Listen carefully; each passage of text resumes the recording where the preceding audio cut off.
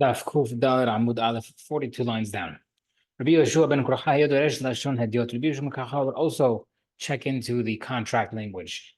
Doesn't have a better says Rabbi Yeshua ben Korachai Omer.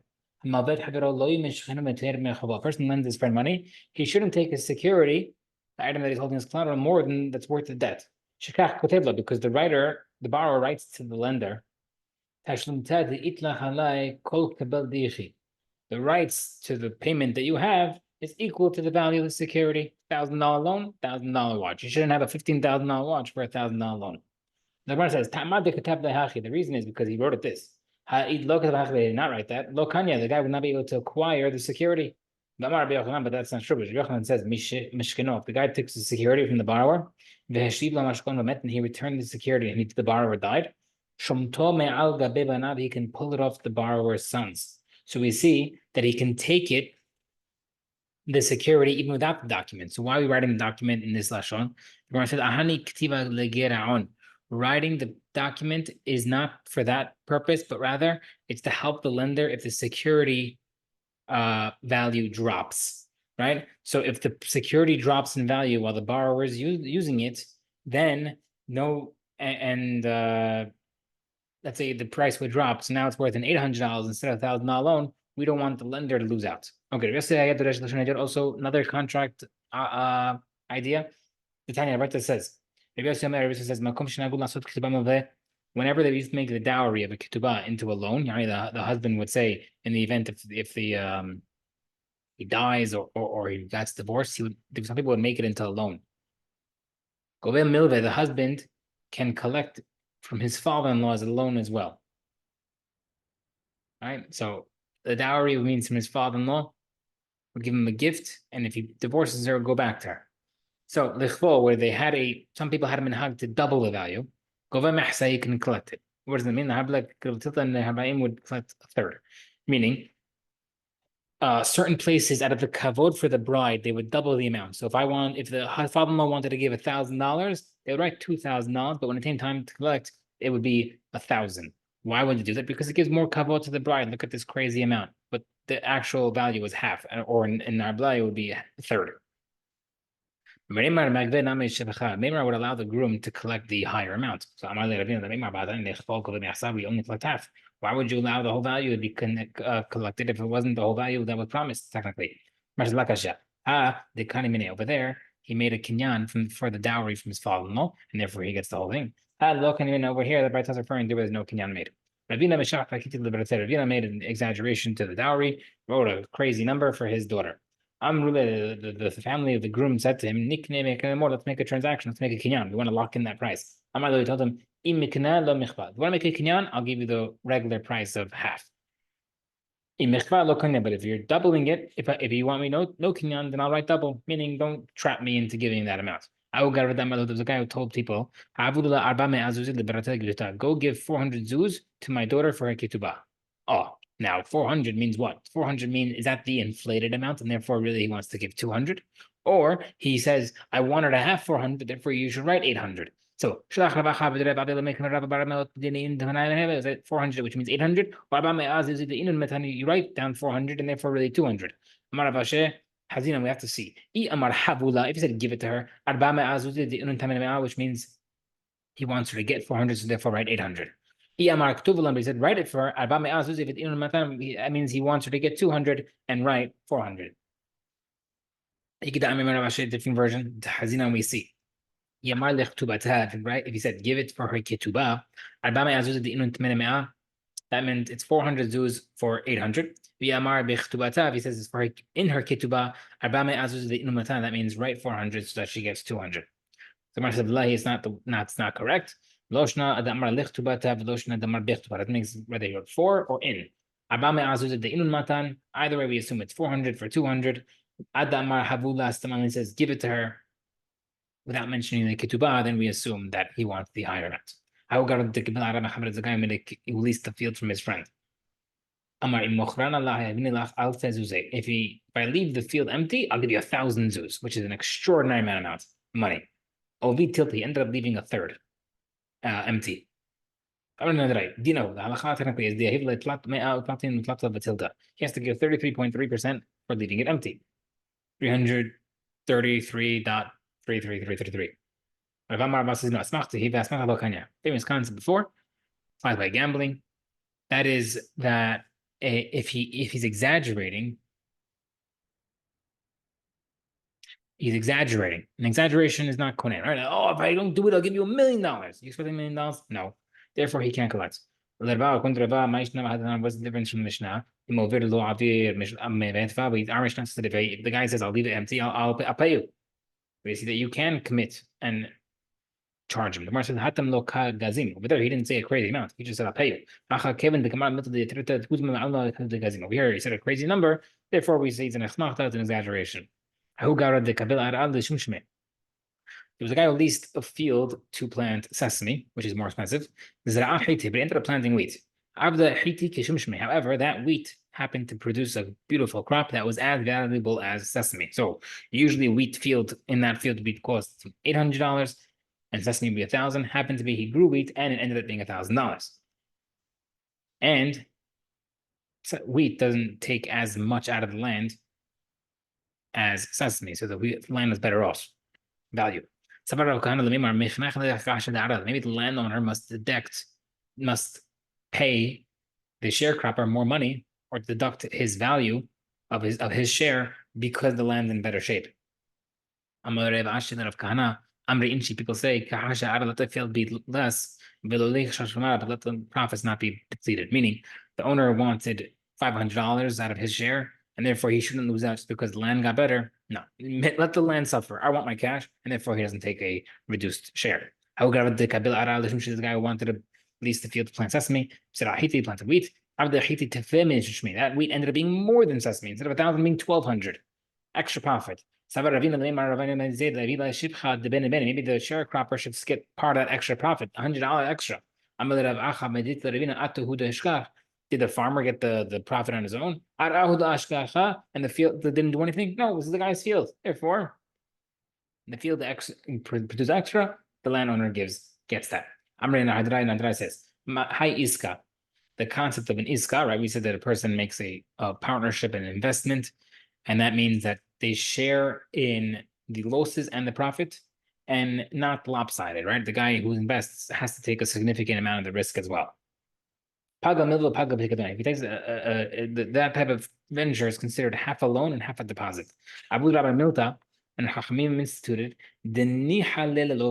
that it's agreeable to the managing partner, the borrower, is agreeable to the lender, right? So basically the borrower is the guy who's running the property, he's the manager, and the guy who borrowed the money, and the lender is the investing guy who just gave in the cash. So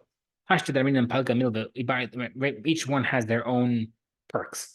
We said it's considered half a loan. The managing guy wants to sell some of it and drink beer with his profits. You can. Rav Amar says no. That's why it's called an iska. Iska means business. The investor can tell him, an opposite. No, I gave you money to invest. Don't start using the profits to start going to the bar.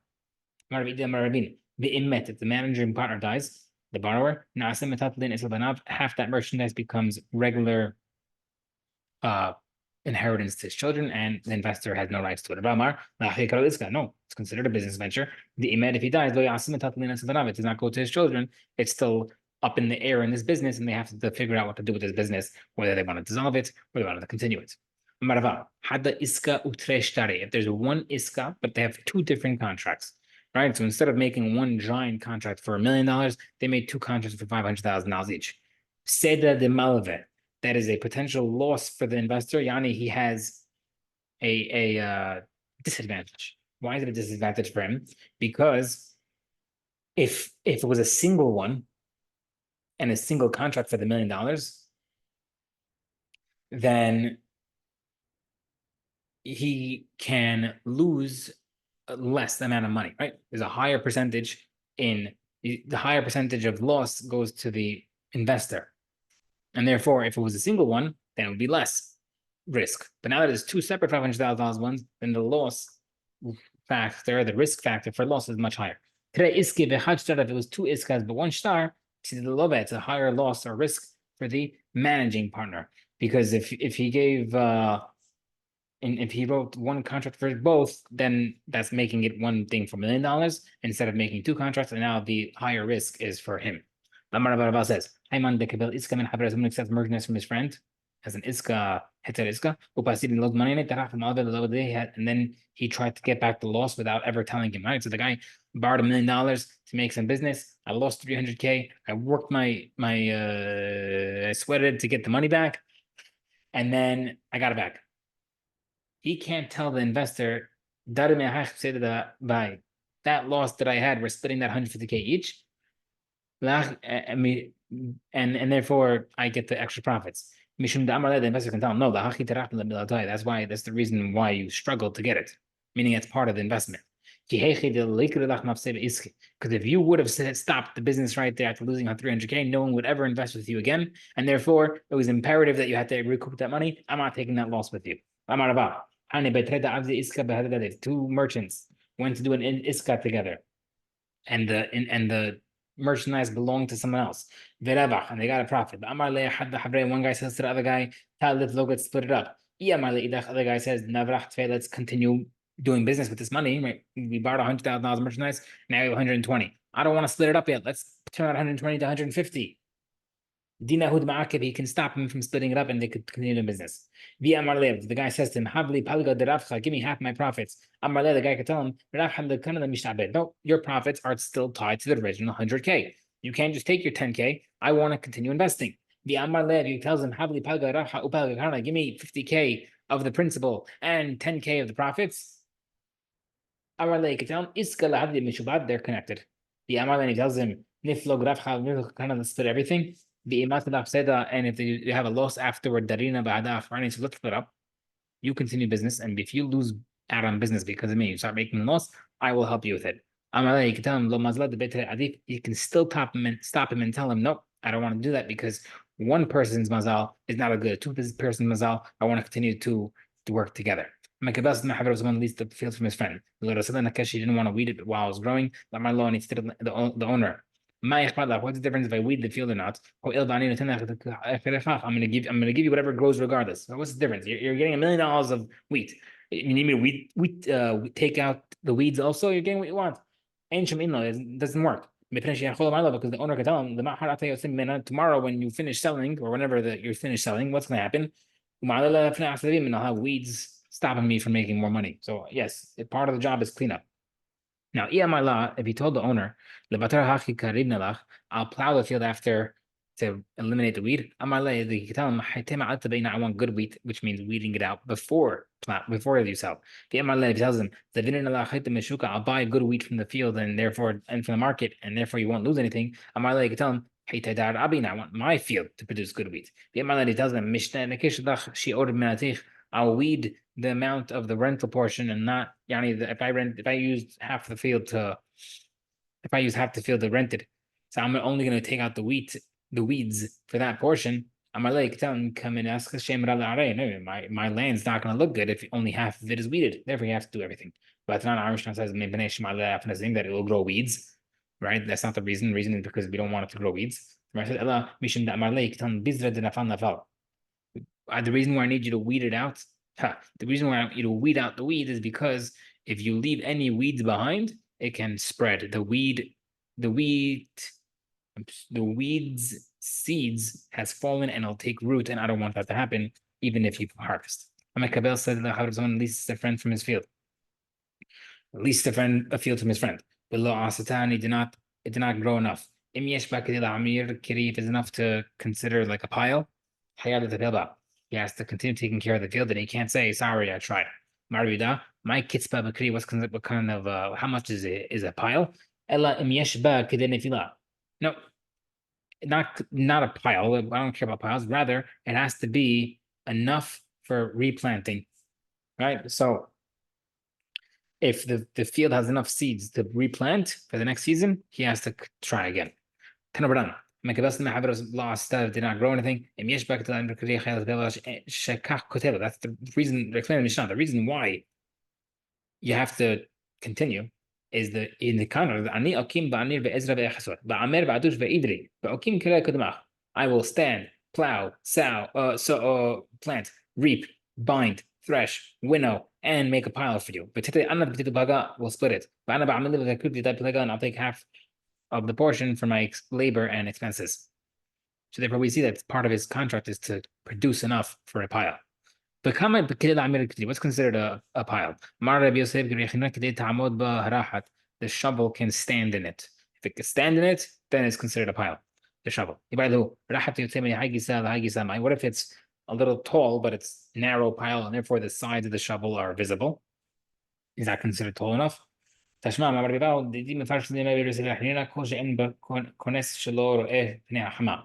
if any part of the shovel, metal part at least, is visible to the eye or to the sun, then it's not good enough. So therefore, if the sides are visible, that's not good. Itmar. Levi Amar Levi says it's 3 se'ah. That's how much it is. The Rabbi Anai Amar Statam, and Rabbi Anai says it's 2 se'ahs. Marish Lakish Statam Amru Chutz Min HaSe'ah. When it says 2 se'ahs, that means it's after, it's the pure profit after the expenses. That's considered 2 se'ahs, is after the counted the expenses. That's how much has to be left. Mishnah. The peritzim of olives and grapes, Bet Shammai metamein. Bet Shammai says that they're considered tameh. Bet Hillel matrin. Bet Hillel says it is tahor. Right. So if they're considered something that is able to become tameh, means that they're considered real foods, and therefore real foods are able to become tameh. Something that's not be able to tameh means it's not considered a real food. My peritzim. What's peritzim? Marav hunab rish bad olives that don't ripen. Marav said, how do we know that the word rish means Paritzi means like wicked, like bad. Sorry, that's a pasuk in Daniel. And another pasuk, in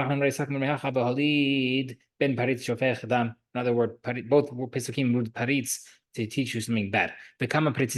How ripe can they be? I mean, if it's semi-ripe, how semi-ripe can they be and still be considered bad olives? When they only have 4 calves of oil per press in the wine in the oil press. They put the sufficient amount of oil of olives in the wine press, and they squish it, and less than and 4 calves or less comes out. If it's more than that, then it's considered a good batch. The Be'er 2 sa'as, 12 calves, much more. So you have a much higher ceiling. In Rabbi Azar's place, we're dealing with a place where 1 quart of olives fits that wine press. And in Rabbi